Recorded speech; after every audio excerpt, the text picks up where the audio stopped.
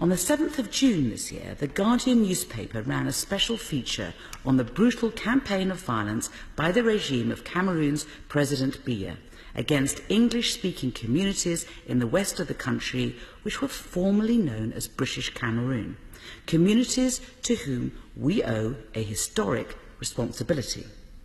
They quoted in The Guardian the ordinary men and women who saw their villages attacked by Biya's military, who saw their neighbours and family members killed, and that they were forced to flee for their lives.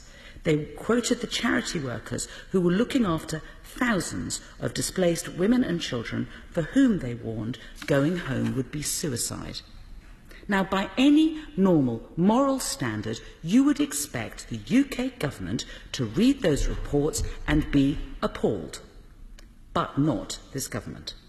The very next day after that report was published, the British Trade Secretary announced a £1.5 billion deal with a British national gas company and President Biya's regime.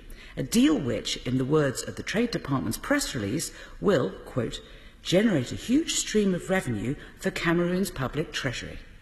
In other words, we have a regime ranked as the 25th most corrupt in the world, a ruler in his 43rd year of autocratic power, with a personal wealth of over $200 million, engaged in a systematic campaign of brutality and killings against English-speaking community in his country, and all the government can do is boast of doing trade deals which will only enrich him further.